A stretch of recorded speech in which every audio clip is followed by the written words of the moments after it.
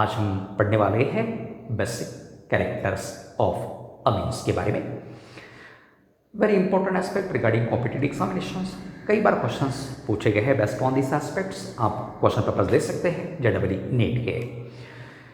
अब अमीन्स तीन प्रकार के, primary, secondary and tertiary. Primary amines को हम लिखते हैं यहाँ पे RNH2। यहाँ नाइट्रोजन पे लोन पेयर रहता है, लोन पेयर है इसलिए इसको हम इलेक्ट्रॉन रिच स्पीसीज कहेंगे। ट्रीट करेंगे विथ H पॉजिटिव जो कि एसिड से आएगा।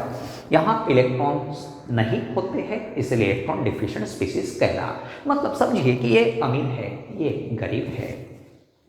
अब एक अमीर और दूसरा गरीब अगर है तो इन दोनों में दोस्ती हो सकती है क्या?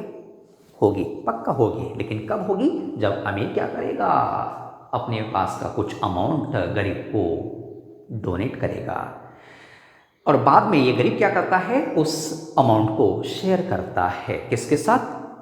अमीर के साथ। जैसे देखिए दो दोस्त है, समझे, मान के चलिए एक अमीर है दूसरा गरीब है।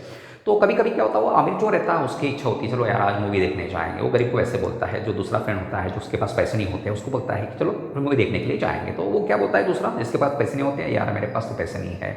तो फिर ये क्या बोलता अमीर जिसके पास पैसा होता है, अरे यार तू चिंता मत कर, मैं हूँ ना, मैं 2 टिकटें लेके आऊँगा, मैं कंट्रीब्यूट करूँगा।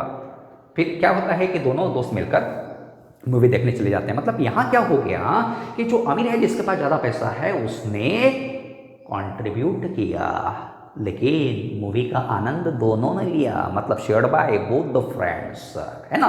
तो यहाँ भी वैसे ही होगा, ये इलेक्ट्रॉन पेयर को डोनेट करेगा, मतलब कंट्रीब्यूट करेगा, लेकिन इलेक्ट्रॉन पेयर को दोनों शेयर करेंगे, जिसके कारण इन दोनों में एक नया बॉन्ड बनेगा इस प्रकार का,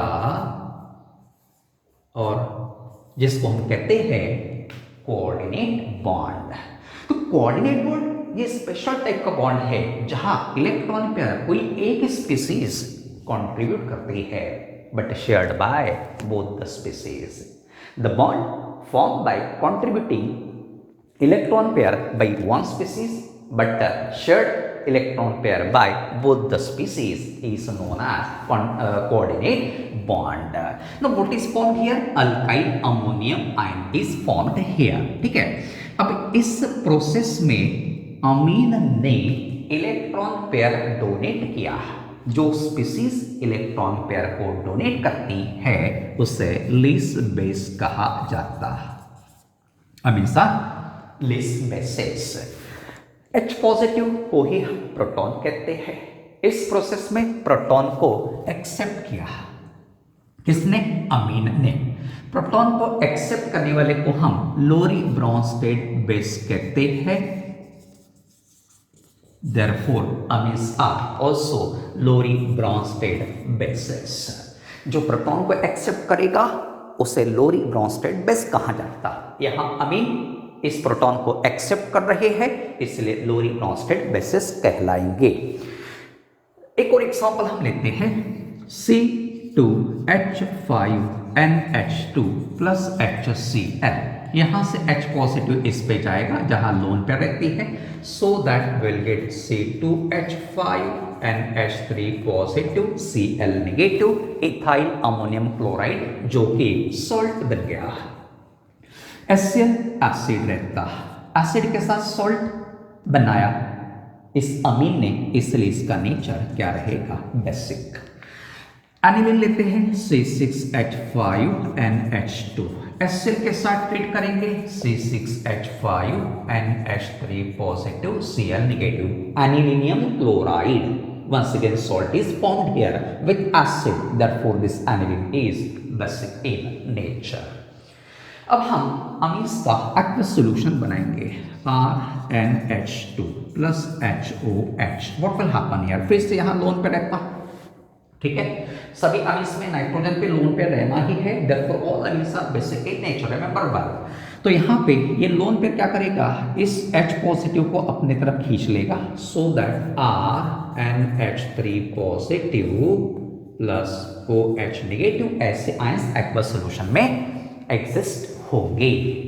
अब यहाँ एक्वस सॉल्यूशन में OH नेगेटिव बनाया amines, therefore the species which produces OH negative ions in aqueous solution is known as Arrhenius base. इस प्रकार से अमीन्स Arrhenius bases भी रहेंगे। अब इनका बेसिक स्ट्रेंथ कैसे कंपेयर करना, तो उसके लिए हम pKb और Kb का यूज करेंगे। pKb और Kb क्या है, तो these are used to express the basic strength of amines. इन दोनों में रिलेशन क्या रहेगा, remember well pKb equals minus log of Kb, therefore pKb is inversely proportional to Kb। अब pKb अगर हाई है, व्हाट डज इट मीन, देखिए जरा, इसका मतलब क्या होता है कि pKb का वैल्यू ज्यादा है तो Kb का वैल्यू क्या रहेगा, लो रहेगा। व्हाट अबाउट द नेचर और स्ट्रेंथ ऑफ अमीन, तो यहां देखो Kb लो है, मीन्स अमीन्स कैसे रहेंगे, वीक बेसिस, या better way week basis, not means generally अगर हम बात करेंगे तो जो सब्सटेंस रहेगा वो वीकली बेसिक रहेगा। pKb if low then Kb high, Kb अगर हाई है तो सब्सटेंस क्या रहेगा, स्ट्रॉन्ग बेस रहेगा। ठीक है, now what is the case in case of amines, for amines क्या पता चला, pKb values are high and therefore they are weak bases। Remember well, all amines are weak bases. Why? Because they have high pKb values। अब हम कैसे justify करेंगे कि amines are weak bases, तो देखो जरा यहां पे एक्वस सॉल्यूशन की बात हम करते हैं बेटा। तो देखो यहाँ OH नेगेटिव, यहाँ RnH2, नाइट्रोजन पे एक लोन पेयर है, यहाँ ऑक्सीजन पे 3 लोन पेयर्स रहती है। तो बताइए जरा दो में से कहाँ इलेक्ट्रॉन डेंसिटी ज्यादा रहेगी, जहां इलेक्ट्रॉन पेयर्स ज्यादा है। इलेक्ट्रॉन पेयर्स कहां ज्यादा है, OH नेगेटिव में, मतलब यहां इलेक्ट्रॉन डेंसिटी ज्यादा रहेगी, जिसके कारण इन दोनों में से किसकी एफिनिटी प्रोटॉन के लिए ज्यादा रहेगी, RnH2 और OH नेगेटिव। तो यहां प्रोटॉन के लिए एफिनिटी RnH2 की ज्यादा नहीं रहेगी। OH negative has higher affinity towards this proton because of higher electron density, जिसके कारण क्या होगा, यहां से H पॉजिटिव आयंस फिर से OH नेगेटिव के साथ जुड़ेंगे and reaction proceeds in backward direction. In this way, equilibrium is established in aqueous solution of amines, जिसके कारण क्या होगा कि यहाँ एक्वस सॉल्यूशन में OH नेगेटिव का काफी लो कॉन्सेंट्रेशन बचता है। Since less number of OH negative ions are present in aqueous solution, amines are weakly basic in nature। Now let us compare the basic character of alkyl amines and ammonia. दो में से which one is more basic, कैसे decide करना, देखो जरा, यहाँ पे भी लोन पेयर, यहाँ पे भी लोन पेयर, दोनों के पास तो लोन पेयर है, इलेक्ट्रॉन पेयर है ना, तो दोनों इलेक्ट्रॉन पेयर को दे सकते हैं, लेकिन दो में से किसकी इलेक्ट्रॉन पेयर देने की टेंडेंसी ज्यादा रहेगी, कैसे डिसाइड करना, तो यहाँ पे R group is attached, R is an electron releasing group, donating group, R electron donate करेगा, जिसके कारण यह नाइट्रोजन पे electron density becomes maximum as compared to nitrogen in ammonia। यहां इलेक्ट्रॉन डेंसिटी ज्यादा बढ़ने के कारण क्या होगा, ये नाइट्रोजन इजीली इस इलेक्ट्रॉन पेयर को डोनेट करेगा, therefore it becomes more basic than ammonia। Remember well, all alkyl amines are more basic than ammonia। Experimentally it is observe, कैसे, तो pKb वैल्यूज अमोनिया के लिए पता चला 4.75 और अल्काइल अमीन्स के लिए पता चला in the range of 3 to 4.22। अब pKb वैल्यू किसके लिए कम है, अल्काइल अमीन्स के लिए, therefore these are more basic देखो जरा, पीकेबी इसके लिए कम है, पीकेबी कम है तो बेसिक स्ट्रेंथ ज्यादा, इसलिए alkyl amines are more basic than ammonia, right. अब हमें ये तो पता चल गया कि अल्काइल अमीन्स मोर बेसिक होते हैं, आइदर वो प्राइमरी, सेकेंडरी और टर्शियरी कोई भी रहे, अमोनिया से ज़्यादा बेसिक रहेंगे। बट प्राइमरी, सेकेंडरी और टर्शियरी में से कौन ज़्यादा बेसिक रहेगा? How to compare the basic character of all these different types of amines? This is quite difficult. Why? Because three factors contribute to the basic character of amines. First is positive eye effect, second is steric hindrance, and third is solvation effect. अब सबसे पहले हम discuss करेंगे positive I effect. तीन प्रकार के amines हम लेंगे बेटा, R N H, RNH2 primary amine, then R2NH secondary amine, ठीक है, RNR tertiary amine। अब हमने अभी बताया कि R इलेक्ट्रॉन देते हैं, इलेक्ट्रॉन रिलीजिंग इफेक्ट सबसे ज्यादा कहां रहेगा? जहां अल्काइल ग्रुप की संख्या सबसे ज्यादा रहेगी। कहां अल्काइल ग्रुप्स की संख्या सबसे ज्यादा है? टर्शियरी अमीन्स में। देखो जरा, 3 अल्काइल ग्रुप्स यहां प्रेजेंट है, जिसके कारण खूब ज्यादा प्रपोर्शन में इलेक्ट्रॉन्स इस नाइट्रोजन की तरफ आएंगे। Therefore electron density becomes maximum in this nitrogen, on this nitrogen. In tertiary amine इस नाइट्रोजन पे इलेक्ट्रॉन डेंसिटी काफी ज्यादा हो जाएगी। यहां सिर्फ 2 ही अल्काइल ग्रुप है, इलेक्ट्रॉन डेंसिटी नाइट्रोजन पे कम रहेगी as compare to this, and there is only 1 alkyl group, जिसके कारण नाइट्रोजन पे इलेक्ट्रॉन डेंसिटी मिनिमम रहेगी। अब maximum electron density tertiary amines में होने के कारण यहां इलेक्ट्रॉन पेयर इजीली डोनेट करेगा ये नाइट्रोजन। देयरफॉर बेसिसिटी ऑर्डर क्या रहेगा? तो प्राइमरी अमीन सबसे लेस बेसिक रहेंगे, then secondary amine and most basic are tertiary amines, but this order is applicable only in gaseous phase. अच्छे से याद रखो, गैशियस फेज में जो ऑर्डर रहेगा अमीन्स के बेसिसिटी का वो इस प्रकार से रहेगा, ठीक है। फिर दूसरा देखो, अब ये तो ऑर्डर हमें पता चल गया due to positive I positive I effect. Positive I का मतलब समझ में आया ना? तो यहाँ इलेक्ट्रॉन्स अल्काइल ग्रुप से नाइट्रोजन की तरफ जा रहे हैं, इसलिए प्लस आई इफेक्ट कहा गया है। उसके बाद सेकंड इफेक्ट हम लेंगे स्टेरिक हिंड्रेंस। अब यहां पे भी हम 3 प्रकार के अमीन्स लेंगे, वही प्राइमरी, सेकेंडरी एंड टर्शियरी, ठीक है। कहां पे स्टेरिक हिंड्रेंस सबसे ज्यादा है, पहले उसके बारे में सोचना पड़ेगा। ये बताता हूं स्टेरिक हिंड्रेंस होता क्या है। सिंपल एग्जांपल लेते हैं, जो वीआईपीस होती है ना, उनको सिक्योरिटी दी जाती है, कई प्रकार की सिक्योरिटीज होती है, X Y Z Z plus, ठीक है। तो हम 2 वीआईपी की सिक्योरिटीज की बात करेंगे। एक है वीआईपी जिसको जेड प्लस सिक्योरिटी दी गई है, और दूसरा है जिसको एक्स जेड लेवल की सिक्योरिटी दी गई है। तो अब एक्स में कितने सिक्योरिटी गार्ड रह सकते हैं? 7 और 8।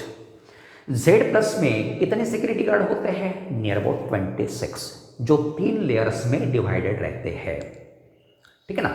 तो अब देखिए, ये एक्स लेवल वाला सिक्योरिटी जो इसको मिला है, और दूसरा जेड प्लस वाला सिक्योरिटी जिसको मिला है। अब इन 2 में से कहां पे अटैक करना पॉसिबल होगा, इजी होगा? इजीली हम कहां पे अटैक कर पाएंगे? जहां एक्स लेवल की सिक्योरिटी मिली है। क्यों? क्योंकि वहां काफी कम लोग उस पर्सन के इर्द गिर्द है, मतलब वहां क्राउडीनेस कम है, गर्दी बहुत कम है, रश बहुत कम है।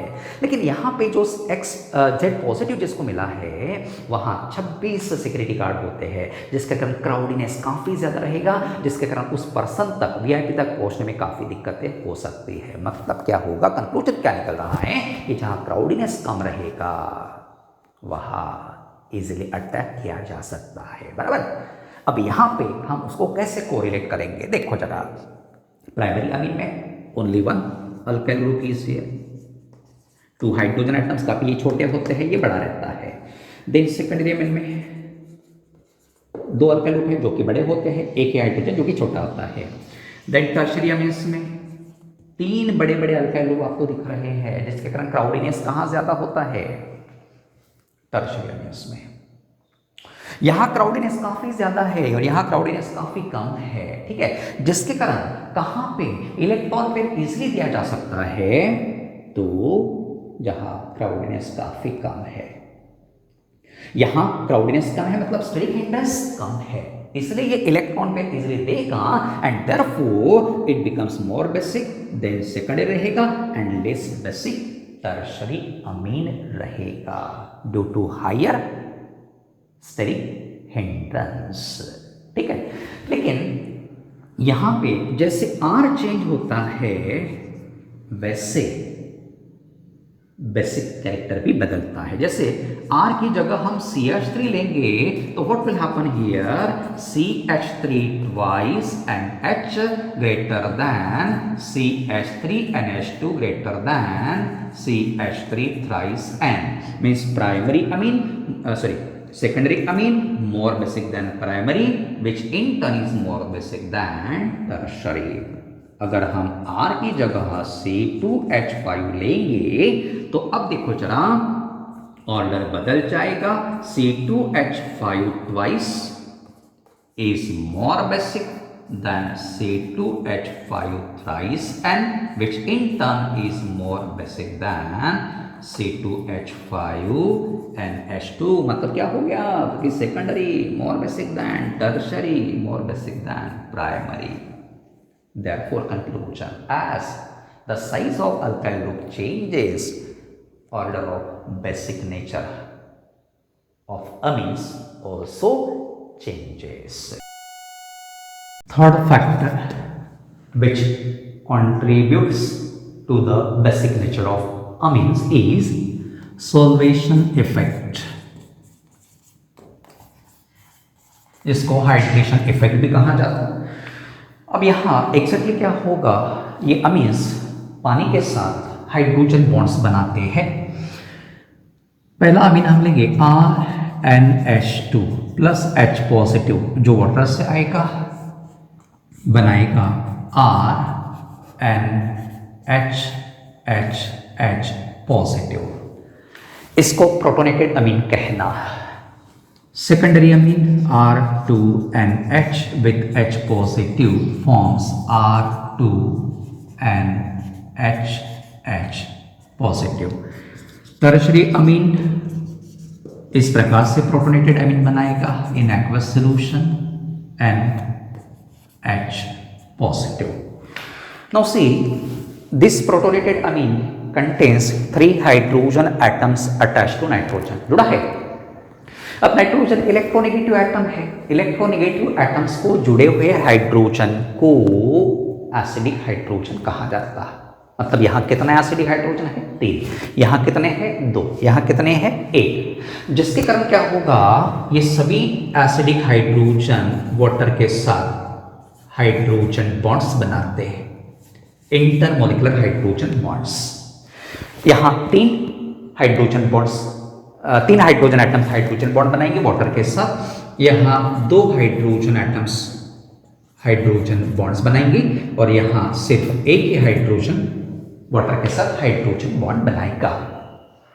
अब सबसे ज्यादा हाइड्रोजन बॉन्ड्स कहां बन रहे हैं, इन केस ऑफ प्राइमरी अमीन्स, जिसके कारण क्या होगा यहाँ एग्जैक्टली देखो जरा समझ लेना कि यहाँ पे 3 हाइड्रोजन बॉन्ड्स बन रहे हैं जहां ज्यादा एनर्जी रिलीज होती है। जब भी बॉन्ड बनता है एनर्जी रिलीज होती है, क्यों? क्योंकि 2 स्पीसीज में अट्रैक्शन बढ़ता है, जहां अट्रैक्टिव फोर्सेस एक्सर्ट होते हैं वहां एनर्जी रिलीज होती है। याद रखना, अट्रैक्शन बढ़ गया एनर्जी रिलीज हो गई, जनरल ऑब्जर्वेशन है ये, this is the law of nature, ठीक है ना। तो देखो यहाँ 3 हाइड्रोजन बॉन्ड्स बन रहे हैं, जिसके कारण इस केस में ज्यादा एनर्जी रिलीज होगी तो इस स्पीसीज का एनर्जी कंटेंट लो होगा। एनर्जी कंटेंट लो हो गया, स्टेबिलिटी बढ़ेगी।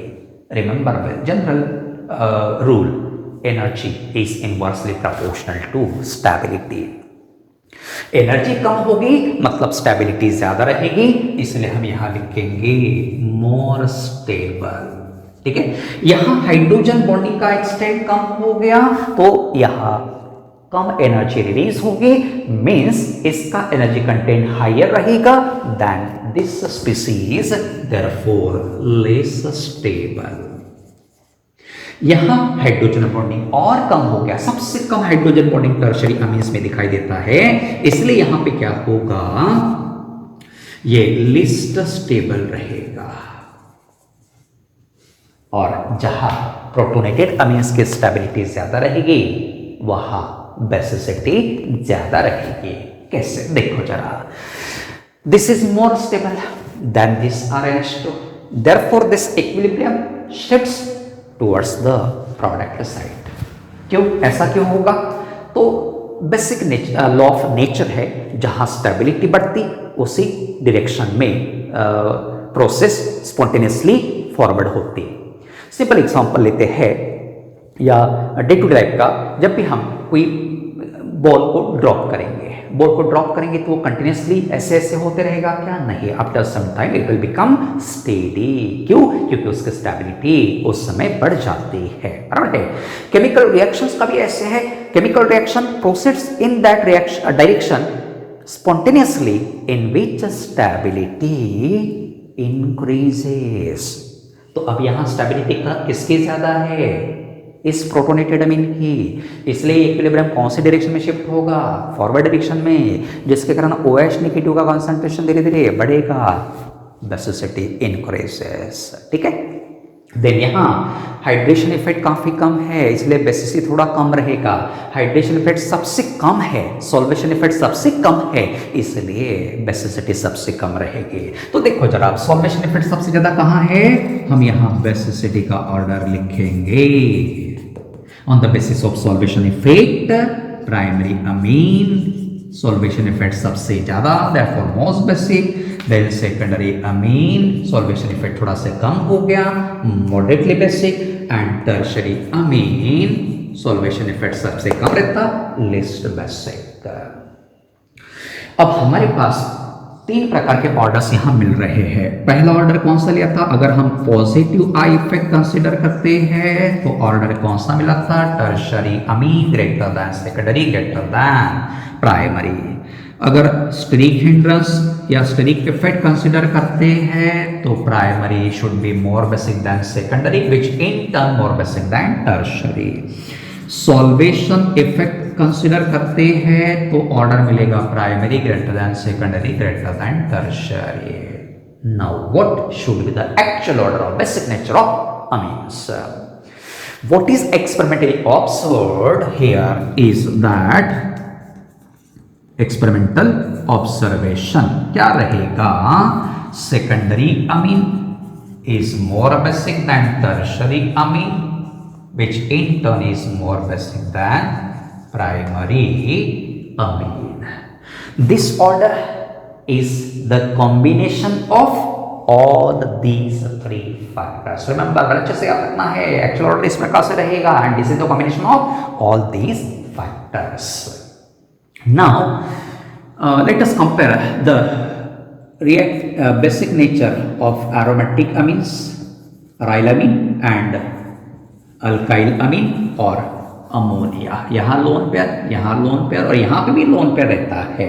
अब इनमें से कौन लिस्ट बेसिक रहेगा, तो रिमेंबर देखिए जरा, here this is the phenyl group attached, इसको हम कहेंगे फिनाइल ग्रुप, जो कि इलेक्ट्रॉन विथड्रॉइंग होता है, इलेक्ट्रॉन अट्रैक्टिव होता है, जिसके कारण इस नाइट्रोजन पे इलेक्ट्रॉन डेंसिटी क्या होगी, बढ़ेगी नहीं, डिक्रीजेस। इस नाइट्रोजन पे इलेक्ट्रॉन डेंसिटी कम होगी तो इलेक्ट्रॉन पेयर का डोनेशन डिफिकल्ट होगा, जिसके कारण these aromatic amines becomes less basic than alkyl amines or ammonia. Remember well, aromatic amines are less basic than alkyl amines or ammonia. Why? Due to electron withdrawing nature of phenyl ring or group. Then aromatic amines example हम लेते हैं aniline, इसको पानी में dissolve करेंगे, दो प्रकार के आयंस बनेंगे, यहां से H पॉजिटिव यहां अटैक करेगा, NH3 पॉजिटिव, OH नेगेटिव, इसको एनिलीनियम आयन पढ़ना। अब ये वीक या स्ट्रॉन्ग बेसिस रहेंगे, हाउ टू जस्टिफाई, तो इसके लिए हमें इन दोनों के स्टेबिलिटी को कंपेयर करना पड़ेगा, ठीक है। अब पहले हम एनिलीन की स्टेबिलिटी देखते हैं किस प्रकार से रहेगी। यहां लोन पेयर रहता, ये लोन पेयर यहां शिफ्ट होता, जिसके कारण ये पाई बॉन्ड ब्रेक होता, इस कार्बन पे शिफ्ट होता, रेजोनेंस स्ट्रक्चर हमें यहां मिलेगा। एरोमेटिक अमीन्स की stability is due to the resonance, जरा ध्यान देना कैसे हम एक्सप्लेन करेंगे स्टेबिलिटी को या बेसिसिटी को। यहां डबल बॉन्ड बनेगा, NH3 पॉजिटिव, ये इलेक्ट्रॉन पेयर यहां चला गया तो यहां पे नेगेटिव चार्ज रहेगा, ये दो बॉन्ड्स इंटैक्ट रहेंगे। नेक्स्ट रेजोनेंस स्ट्रक्चर कैसे लिखोगे, तो यहां से यहां लेके जाना, यहां से यहां सॉरी ये इलेक्ट्रॉन पेयर यहां से यहां जाएगा और ये इलेक्ट्रॉन पेयर यहां से यहां जाएगा, ताकि यहां डबल बॉन्ड बनेगा, यहां डबल बॉन्ड रहेगा, and here is negative charge, double bond, NH3 positive.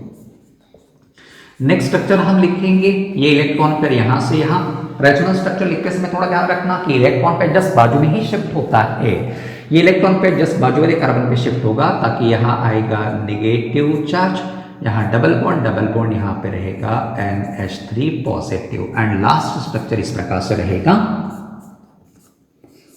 ये इलेक्ट्रॉन पेयर यहां से यहां जाएगी, यहां से यहां जाएगी, ताकि यहां मिलेगा NH2, then here are the pi bonds.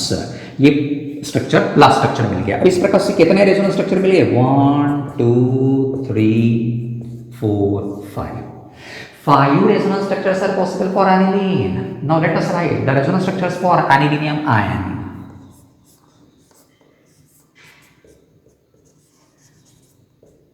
अब इस नाइट्रोजन पे कोई लोन पेयर है क्या, नहीं है, इसीलिए यहां दूसरा रेजोनेंस स्ट्रक्चर कौन सा पॉसिबल रहेगा, जो इन पाई इलेक्ट्रॉन का पोजीशन चेंज करवाएगा, NH3 positive, this is first structure, this is second structure, यहां कोई और दूसरा रेजोनेंस स्ट्रक्चर पॉसिबल नहीं है। तो अब बताइए जरा कहां पे ज्यादा रेजोनेंस स्ट्रक्चर्स पॉसिबल है, इन केस ऑफ एनिलीन और एनिलीनियम आयन, तो पता चल रहा है higher number of resonance structures are possible in case of aniline, और जितने ज्यादा रेजोनेंस स्ट्रक्चर रहते हैं उतनी स्टेबिलिटी ज्यादा होती है। तो दो में से which one is more stable, aniline is more stable due to more number of resonance structure. अब ये ज्यादा स्टेबल है, मतलब इक्विलिब्रियम कौन से डायरेक्शन में शिफ्ट होगा, लेफ्ट या राइट, तो अभी हमने बताया था इक्विलिब्रियम उसी डायरेक्शन में शिफ्ट होगा जहां स्टेबिलिटी ज्यादा रहेगी। स्टेबिलिटी ज्यादा किसकी है, एनिलीन की, therefore this equilibrium shifts towards the left hand side, and therefore solution में OH नेगेटिव का कंसंट्रेशन काफी कम रहेगा, therefore aniline is weakly basic, aniline is weakly basic. Then effect of substituent, substituents हम दो प्रकार के लेंगे, first is electron withdrawing. For example कौन से लेते हैं बेटा, NO2, Cl, COOH, SO3H, C6H5, Cn, CHO, many examples are there। ये सभी इलेक्ट्रॉन्स को विड्रॉ करते हैं, अपने तरफ खींचते हैं, जिसके कारण क्या होगा, नाइट्रोजन एटम पे electron density decreases and therefore basic strength decreases as explain in aromatic amines. Second है इलेक्ट्रॉन रिलीजिंग